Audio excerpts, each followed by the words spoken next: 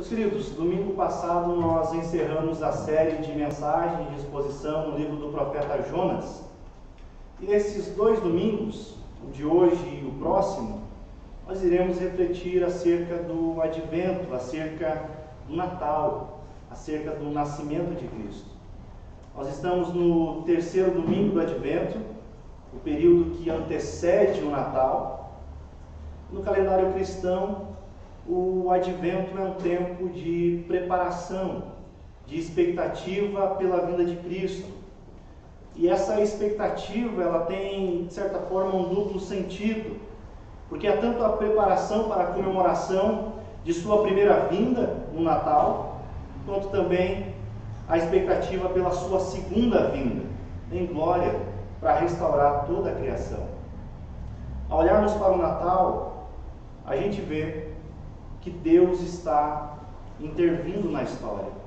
E isso é maravilhoso, porque o Natal nós vemos Deus enviando o seu Filho até nós.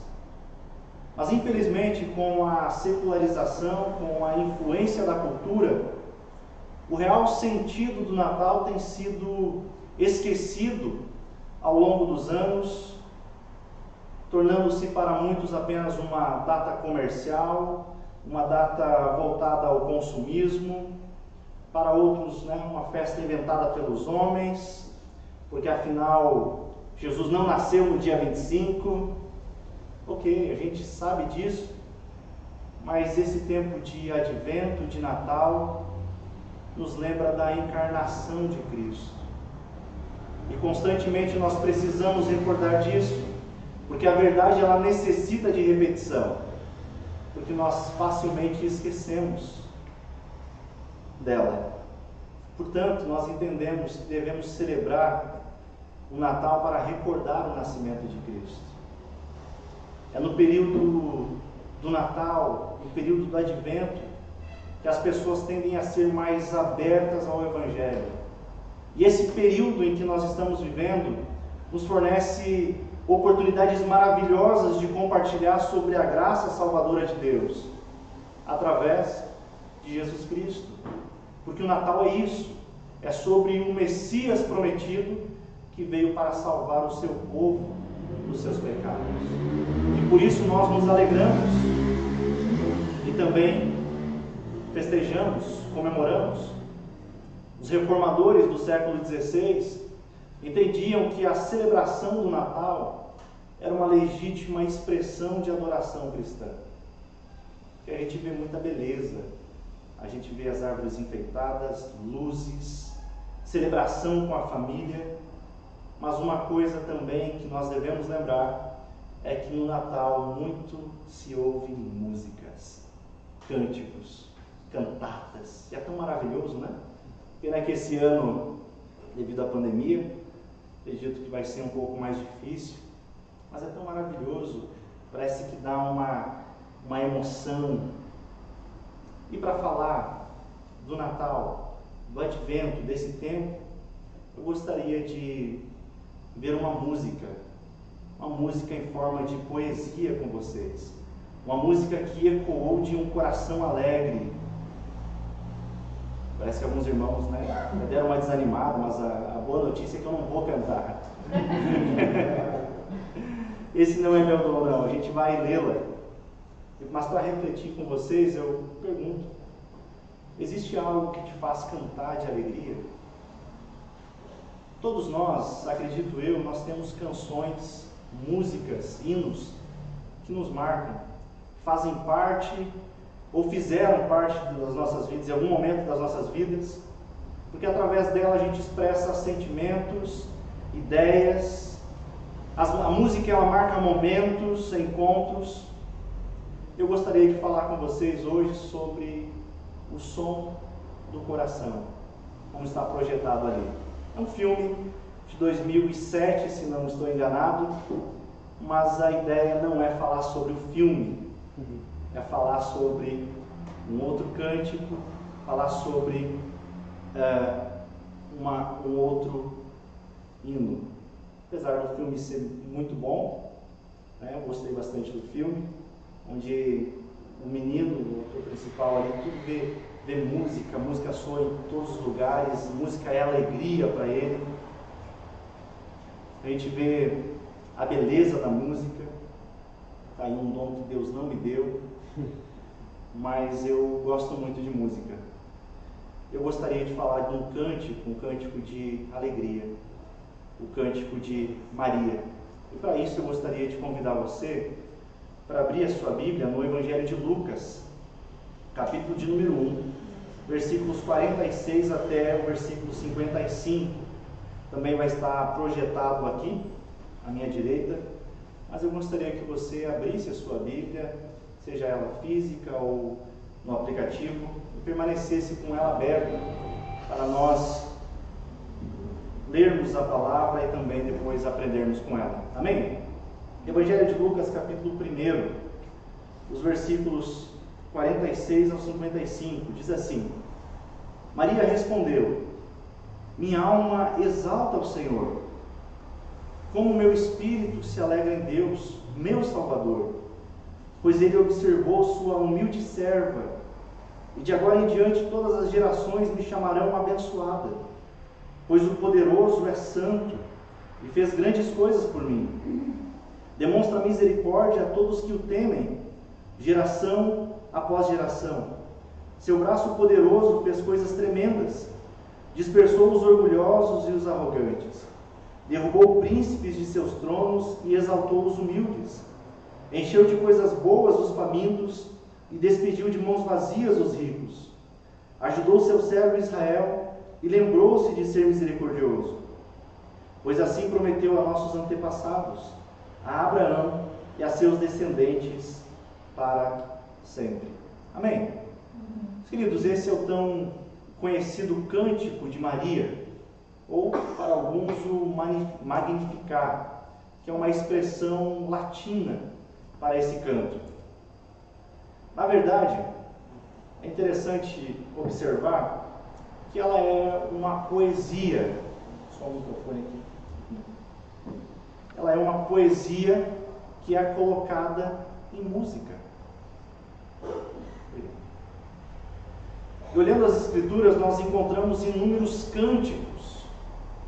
A gente pode falar do livro de Salmos, a gente pode citar um hino cristocêntrico do apóstolo Paulo, em que a igreja primitiva cantava, que é o cântico da humilhação, que a gente encontra lá em Filipenses capítulo 2. É interessante que no Evangelho de Lucas, esse evangelho é o evangelho mais musical, digamos assim, porque nele nós encontramos inúmeros cânticos, pelo menos 5 cânticos a gente encontra lendo o Evangelho de Lucas. Versículo 1 ao 42, 1 42, nós encontramos o cântico de Isabel. Depois do 46 ao 56, os versículos, a gente encontra o cântico de Maria, que é o texto que nós lemos. Nós vamos ver depois o cântico de Zacarias, o cântico dos anjos, o cântico de Simeão. E a razão principal porque eu e você, nós como igreja, devemos cantar, é muito simples. É pela chegada do Messias, é pela chegada de Jesus, o Messias prometido. E esse é o som que deve ecoar do nosso coração, porque o que nos faz cantar é Deus que interveio na história. Isso é motivo da nossa alegria, tem que ser motivo da nossa alegria, porque Ele se fez carne, Ele se humilhou e Ele nos redimiu na cruz. E a partir do versículo 26, no primeiro capítulo de Lucas, Maria, apenas para contextualizar, Maria havia acabado de receber a visita do anjo Gabriel, que foi até ela e lhe deu a notícia dizendo: alegre-se, mulher favorecida, mulher agraciada, porque o Senhor está com você. E a reação de Maria, ela fica um pouco confusa, tentando imaginar o que o anjo havia lhe dito. Então o anjo novamente fala com Maria: olha Maria, não tenha medo, pois você encontrou favor diante de Deus. Você ficará grávida e dará à luz um filho, e o chamará Jesus. E ele será grande, e será chamado Filho do Deus Altíssimo. O Senhor lhe dará o trono de seu antepassado Davi, e ele reinará sobre Israel para sempre, e seu reino jamais terá fim. É o anjo enviado por Deus falando com Maria. Maria recebe a maior notícia que alguém poderia ter recebido. Nós não sabemos ao certo quantos anos tinha Maria. Supõe-se que ela era adolescente ainda. E apesar de, no primeiro momento, ela estar um pouco confusa, ela teve a certeza de que Deus faria a sua obra para o bem do seu povo, usando também a sua vida. E o que acontece? Ela confia plenamente em Deus e ela declara isso. Versículo 38, ela diz: sou serva do Senhor, que aconteça comigo conforme a tua palavra. Maria é tomada por uma alegria sem igual. E o que ela faz? Maria canta. Porque ela entendeu que há um Deus que estava agindo na história. Por isso que ela canta. Seu coração está transbordando de alegria e gratidão pelo que Deus fizera por ela. E o seu cântico não é de alguém que não conhece o verdadeiro Deus. Nesse pequeno texto que nós lemos, Maria cita pelo menos 12 livros do Antigo Testamento. Ou seja, a palavra de Deus habitava com riqueza no coração de Maria. Isso diz respeito também à nossa adoração. O conteúdo da adoração que nós oferecemos ao Senhor, que nós prestamos a Deus, precisa ser cristocêntrico. Porque a Bíblia nos mostra que há um padrão que agrada ao Senhor. E o padrão é justamente aquilo que Ele ordenou. Mas infelizmente muitos têm adorado a Deus da sua maneira. Porque afinal o que importa mesmo é a sinceridade. É o que me faz sentir arrepios. É o que me faz chorar. Mas quando nós olhamos para as Escrituras, nós entendemos que o conteúdo da adoração tem que ser bíblico. E a Bíblia fala de inúmeras pessoas que tentaram agradar a Deus do seu jeito. Um exemplo disso, um exemplo claro disso, Nadab e Abiú. A gente encontra em Levítico capítulo 10. Olha o que diz, Levítico 10, 1 ao 2. Nadab e Abiú, filhos de Arão, colocaram brasas em seus incensários e a salpicaram com incenso. Com isso, olha o que aconteceu. Trouxeram fogo estranho perante o Senhor, diferente do que Ele havia ordenado. Por isso o fogo saiu da presença do Senhor e os devorou, e eles morreram diante do Senhor. Forte, né? Tudo isso porque eles tentaram agradar a Deus, fazer do seu jeito. É um exemplo de adoração em que o conteúdo o Senhor não ordenou. Antes de entrarmos no texto, eu gostaria de fazer algumas considerações com vocês. Quando nós lemos as cartas do Novo Testamento, a gente descobre que a igreja primitiva usava muito a música com um conteúdo bíblico, com pelo menos 3 propósitos. A gente encontra nas Escrituras. O primeiro propósito é comunicar verdades teológicas, que é o que eu acabei de citar agora há pouco, que é o cântico da humilhação de Filipenses 2. Esse cântico ele é extremamente teológico. Paulo vai falar acerca da humilhação de Cristo, vai falar da quinose de Cristo, que é o esvaziamento dele, e ele vai falar sobre a obediência do Senhor Jesus Cristo, a obediência em ser servo e de ir até a morte e morte de cruz. E é interessante que a igreja primitiva cantava isso. Esse é um dos propósitos também da música, conhecer verdades, comunicar verdades teológicas. O segundo propósito que a gente encontra também nas Escrituras é para fixar os conteúdos bíblicos. Colossenses 3,16 diz que a mensagem a respeito de Cristo, em toda a sua riqueza, preenche a vida de vocês. Ensinem e aconselhem uns aos outros com toda a sabedoria.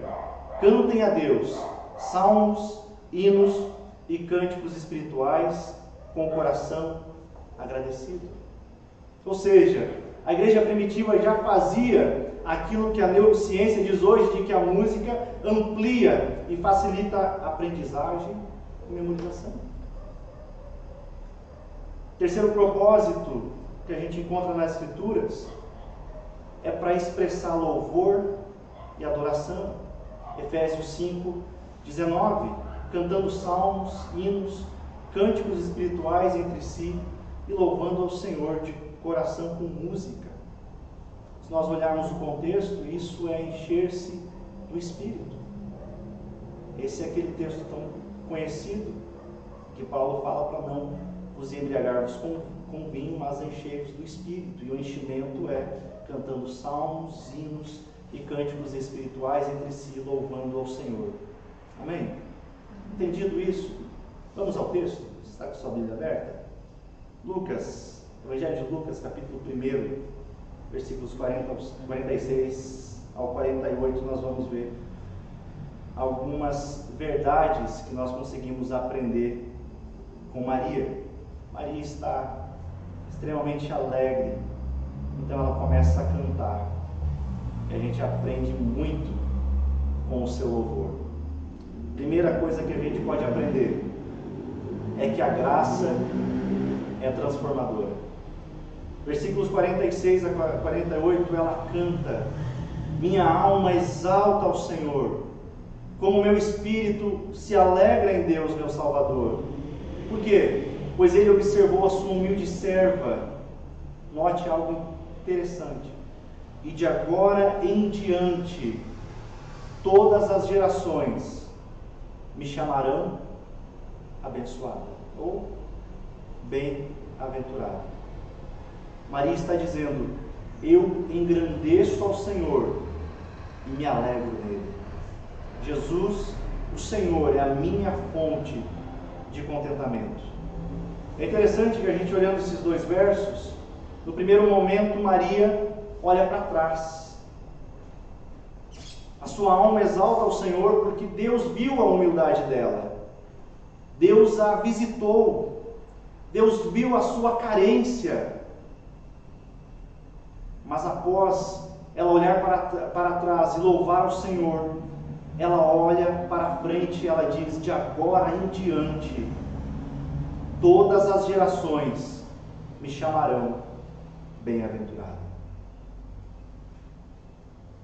É interessante que uma coisa do cristianismo, coisa maravilhosa do cristianismo é que ele é bastante prático. O cristianismo a gente vive na praticidade. E nós cremos em um Deus que traz transformação. E é exatamente isso que Maria está dizendo. Ela está dizendo: olha, de agora em diante, todas as gerações me chamarão abençoada. Por quê? Porque Deus mudou, Deus transformou a minha vida. E o advento, esse período em que estamos, é uma ação transformadora. É Deus entrando na história e transformando a nossa vida. Amém? Esse tempo de advento faz com que nós lembramos que nós estávamos mortos em delitos e pecados. E esse tempo serve para lembrar de onde Deus nos tirou, com que Ele fez com que nasçamos de novo para o reino do Senhor Jesus. Por isso que essa graça é transformadora. E transformação é quando a gente encontra o verdadeiro Deus, o Deus que envia seu Filho para intervir na história. Maria canta: de agora em diante, que maravilha, todas as gerações me chamarão abençoado, me chamarão bem-aventurado. E bem-aventurado é uma expressão bíblica para feliz. É aquele indivíduo que é muito, extremamente feliz. Ou seja, ela está dizendo: Deus me viu. Deus transformou a minha história. Eu encontrei a verdadeira felicidade, a satisfação, a alegria no Senhor. Amém. Amém? Amém. Que nesse período de advento, mais do que nunca, a gente possa cantar de alegria. Assim como Maria, pelo que Deus fez, intervindo na nossa história. Por isso, coloque diante do Senhor a sua vida, o seu casamento, os seus filhos, o seu trabalho, porque o advento é a mensagem do Deus que entra na história e transforma. Que nós possamos clamar ao Senhor: Senhor, intervém na minha história, intervém no meu cotidiano, intervém, Senhor, na minha situação, porque nós sempre encontramos que quando a graça alcança alguém, de agora em diante, as coisas mudam. Amém? A segunda verdade que nós aprendemos com Maria é que a graça, ela é misericordiosa. Os versículos 49 a 50 diz: pois o poderoso é santo e fez grandes coisas por mim.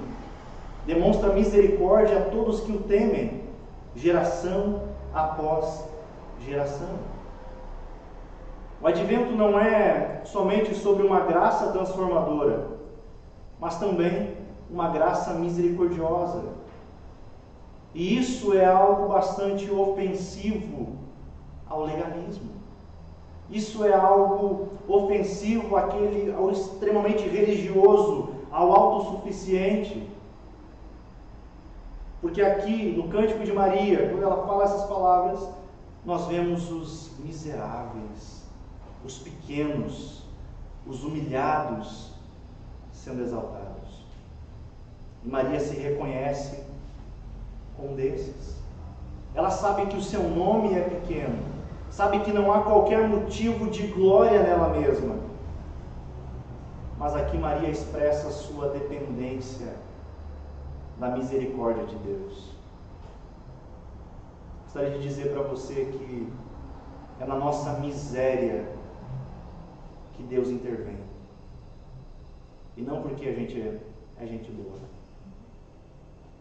Deus entra na nossa história porque nós somos miseráveis pecadores, necessitados de um grande Deus que nos redime. Por isso que a graça, além de transformadora, ela é misericordiosa. Porque ela nos dá aquilo que nós não merecemos. Portanto, se formos visitados pela misericórdia de Deus, então nós somos também agentes de misericórdia no mundo. E mesmo que eu e você sejamos as pessoas mais bem-sucedidas aos olhos deste mundo, nós continuamos necessitando e precisando da graça de Deus. Maria canta aquilo que Deus faz aos que o temem. E parece que ela vira a chave. Ela fala, ela fala aos que o temem ao Senhor, mas também ela mostra aquilo que Deus faz com os arrogantes. Mostra aquilo que Deus faz com os soberbos. Versículos 51 e 52, seu braço poderoso fez coisas tremendas, dispersou os orgulhosos e os arrogantes, derrubou príncipes de seus tronos e exaltou os humildes. Em outras traduções, ela diz o seguinte: com seu braço agiu valorosamente, dissipou os soberbos no pensamento de seus corações. Esse orgulho, essa arrogância que Maria está falando aqui, não é algo exposto, não é algo que todo mundo vê, mas é uma arrogância, uma soberba que está arraizada no coração. Ela não está falando daquele que demonstra para todo mundo a sua arrogância. Não. Daquele que se diz bom. Não. Mas está falando daquele que guarda a sua soberba, a sua arrogância no mais íntimo do seu coração. Que esse é o pior tipo de arrogância. É aquele que muitas vezes a gente não vê. O texto está nos mostrando da arrogância do coração, que aquele que é orgulhoso, aquele que tem dificuldade para perdoar, aquele que tem dificuldade para reconhecer os seus erros. E como isso acontece com a gente. Só nós e Deus sabemos os pensamentos, a soberba, a arrogância que muitas vezes se passa em nosso coração. Pensamos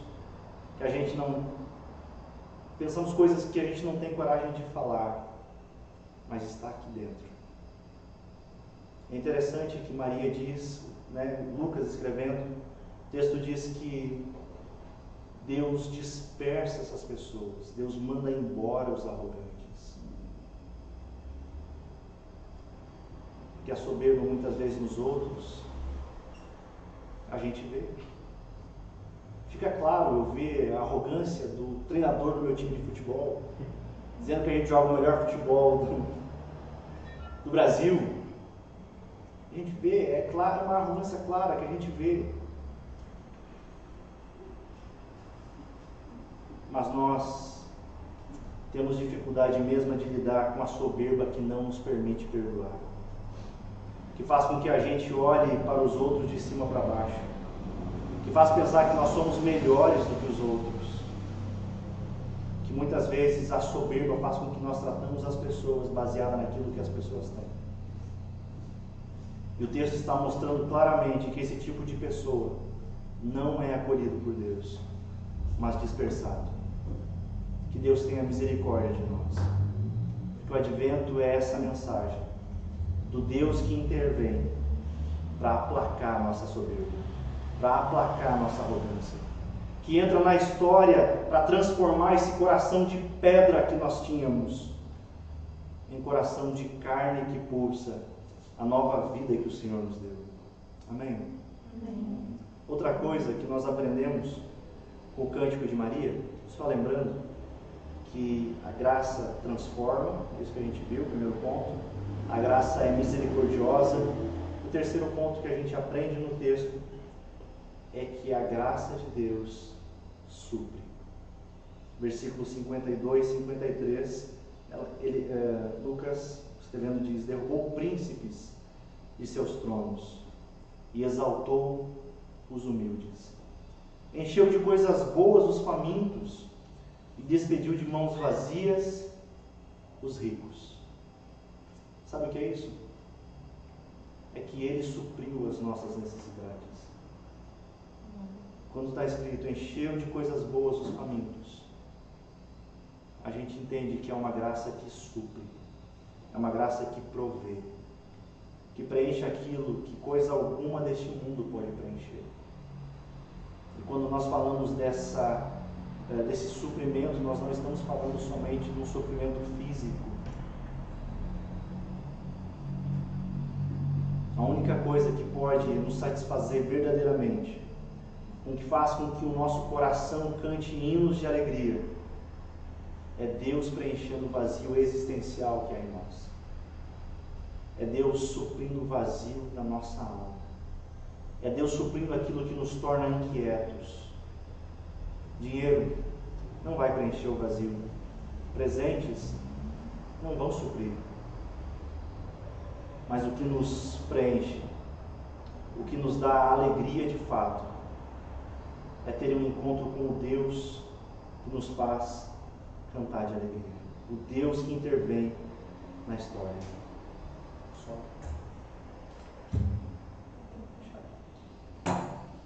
O Deus que intervém na história.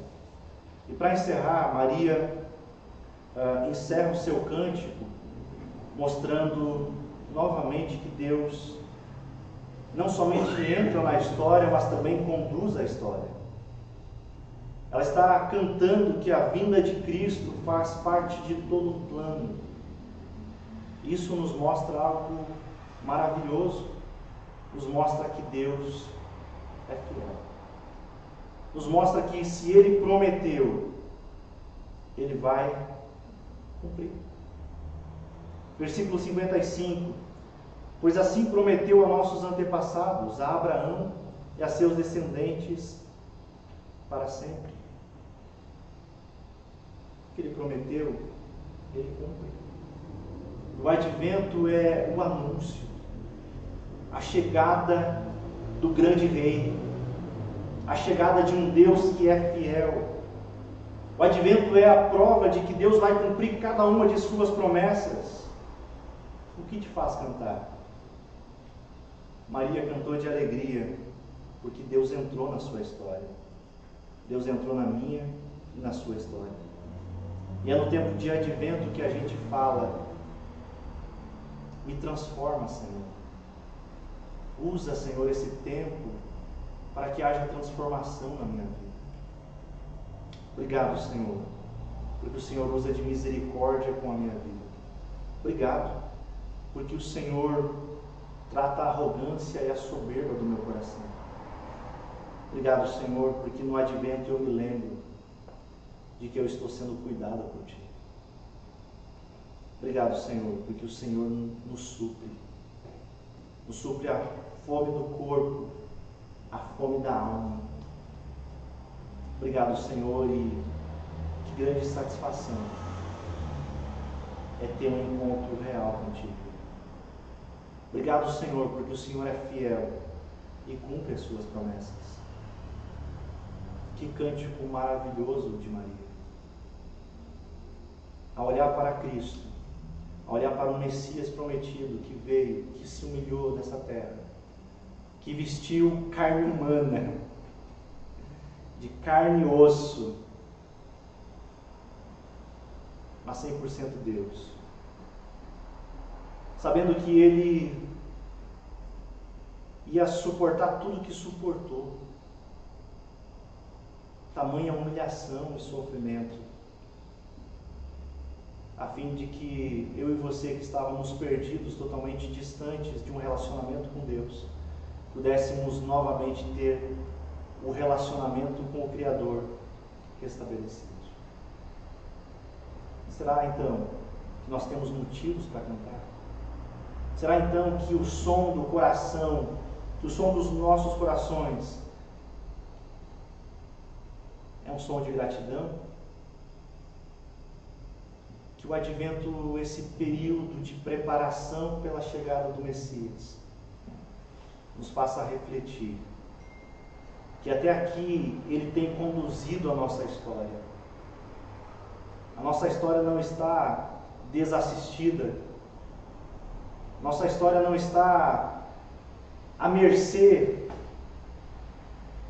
de qualquer outra coisa, senão ela está nas mãos do Criador de todas as coisas. Aquele que deu ordem para as coisas existirem e elas passaram a existir. Aquele que nos criou a sua imagem e semelhança. Você acredita que Deus pode errar? Eu creio que não. Então, indiferente das situações da vida, nós devemos lembrar que Deus está no controle, que Deus interveio na nossa história, que o nosso fim era de condenação e miséria, de soberba mesmo, de arrogância, mas Ele nos tirou disso, Ele nos resgatou. É interessante que quando nós falamos do nascimento de Jesus, muitas vezes passa despercebido a grandeza que é saber que Deus interveio na história, saber que Deus decidiu enviar o seu Filho por amor à humanidade. Que nós possamos refletir nesse domingo, no próximo, no Natal, de que mais do que presentes, do que mais do que a família reunida, e apesar de estar difícil hoje de reunir a família, a gente possa lembrar que Cristo nasceu, que o Messias prometido veio a essa terra, se humilhou. Então, que a nossa vida seja uma vida de cântico ao Senhor, cântico com conteúdo, com aquilo que nós encontramos nas Escrituras. Eu gostaria que você fechasse seus olhos para nós orarmos. Temos um tempo com o Senhor, que a gente possa refletir na sua maravilhosa graça, que é a transformadora, na sua graça que é misericordiosa e que tem nos suprido. Nós te louvamos, Senhor. Te louvamos porque o Senhor é quem cuida de nós. E apesar de tantas dificuldades que nós enfrentamos em nosso dia a dia, muitas vezes devido à nossa natureza pecaminosa, nós sabemos que o Senhor está no controle de todas as coisas. Nós cremos na sua soberania. Sabemos que nós não estamos desassistidos neste mundo, mas é o Senhor quem governa todas as coisas. O nosso coração se alegra e depende, confia no teu senhorio. Muito obrigado. Muito obrigado por o Senhor ser o verdadeiro Deus que nos resgatou. Nenhum outro poderia fazer, porque somente o Senhor é o Deus verdadeiro, que interveio na nossa história, que tem rompido com a nossa arrogância, tem cuidado de nós, nada tem deixado faltar, nem mesmo as dificuldades. E glória a Deus por isso, porque a nossa alegria está no Senhor. Nós sabemos que alegria, dificuldade, tristeza, o que for, a doença, todas as coisas cooperam para o bem daqueles que te amam. Nós confiamos em Ti e entregamos a nossa vida inteira ao Senhor e cantamos de alegria, assim como Maria. Obrigado, Senhor, por que veio até nós. Nos faça refletir e lembrar que o Natal não é somente uma data no calendário, mas é o Senhor vindo até nós. Natal é dádiva, é esperança. E nos alegramos por saber que o Senhor irá voltar.